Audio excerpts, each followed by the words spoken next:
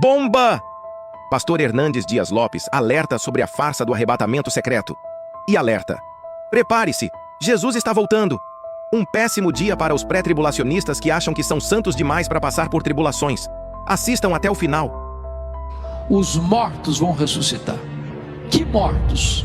João 5, 28 e 29 diz que todos ouvirão a sua voz e sairão dos túmulos, uns para a ressurreição da vida, outros para a ressurreição do juízo.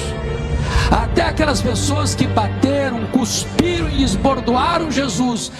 Esse dia não vai ser óbvio e esse dia vai ser rápido. Não vai dar para se preparar de última hora. Preste atenção nisso. Não crie expectativa de uma segunda chamada, porque a visão que às vezes a igreja será arrancada daqui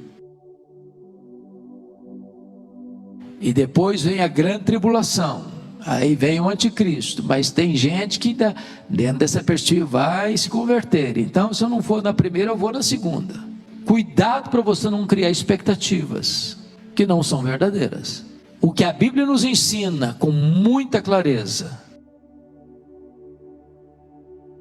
é que a vinda do Senhor é única, que a vinda do Senhor é a consumação do século.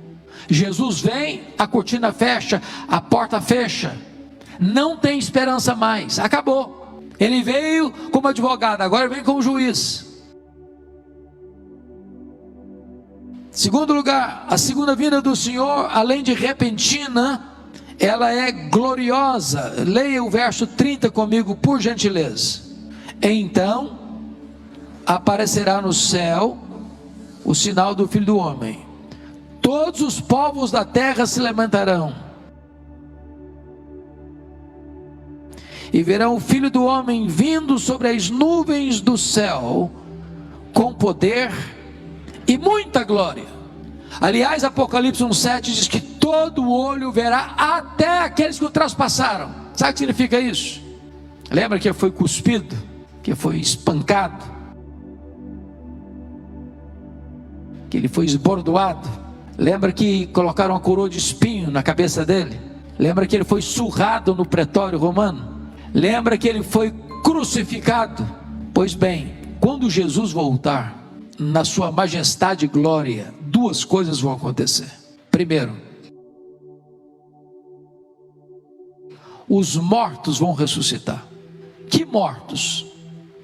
João 5, 28 e 29 diz que todos ouvirão a sua voz e sairão dos túmulos, uns para a ressurreição da vida, outros para a ressurreição do juízo. Até aquelas pessoas que bateram, cuspiram e esbordoaram Jesus, vão ter que vê-lo vindo na sua glória. Vai ser o fenômeno mais público da história e mais sonoro da história. Ele vem vitoriosamente, ele vem gloriosamente. Se você perceber no verso 31, ele vai enviar os seus anjos com grande clangor de trombeta, um sonido que vai irromper em toda a terra, e os quais reunirão os seus escolhidos dos quatro ventos, de uma a outra extremidade dos céus.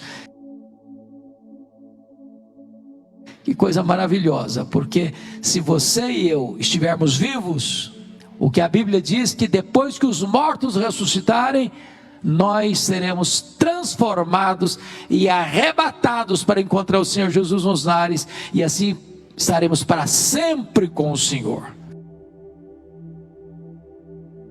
De tal maneira que a ideia de arrebatamento na teologia de Paulo não é uma tirada da igreja daqui secretamente. O que seria isso? Imagine que nós estamos aqui hoje no auditório de umas 500 pessoas. Imagine que apenas 80% aqui nasceu de novo, 20% ainda não nasceu de novo.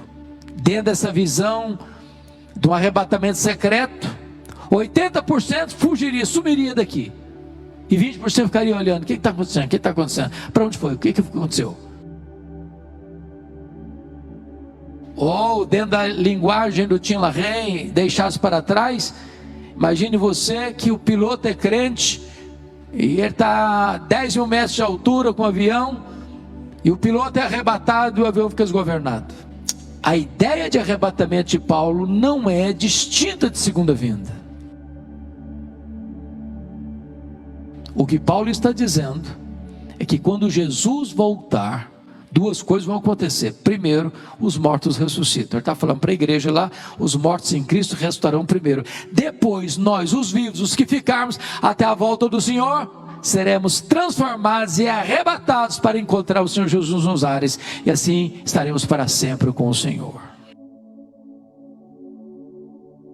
Bendito seja Deus. Mas, meus amados, me permita só concluir com o último ponto, que é a preparação para a segunda vinda. Nós precisamos ficar atentos a algumas coisas. Primeiro, essa segunda vinda vai ser precedida por sinais claros. Veja comigo os versos 32 e 33. Você pode ler comigo? Vamos juntos? Aprendei, pois, a parábola da figueira. Quando já os seus ramos se renovam e as folhas brotam, sabeis que está próximo o verão. Assim também vós, quando virdes todas essas coisas, sabei que está próximo às portas. Ele deu o que para nós? Sinais. Ele não marcou data, mas ele nos deu o que? Sinais. Você está vendo essas coisas acontecendo? Então ele está dizendo, fique atento, fique atento. Segundo, a segunda vinda dele é imprevisível. Veja o verso 36 comigo.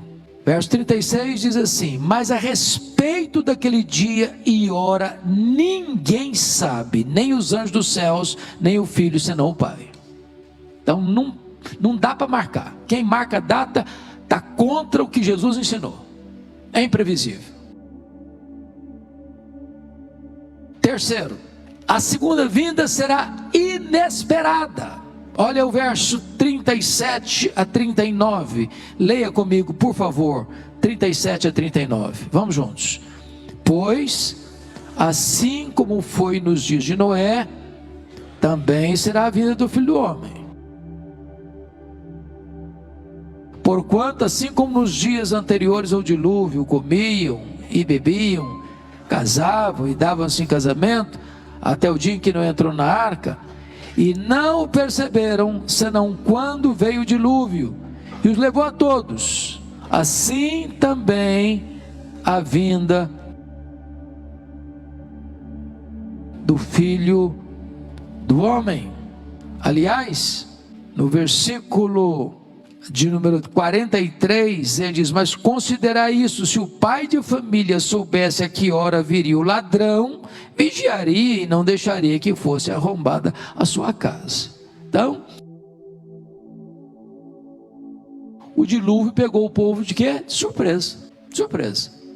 Agora, eu quero chamar a atenção de um ponto aqui com vocês. O que acontecia no dilúvio, irmãos, que está registrado aqui? Comiam, bebiam, casavam e davam-se em casamento. Eu pergunto a vocês, tem algum pecado nisso?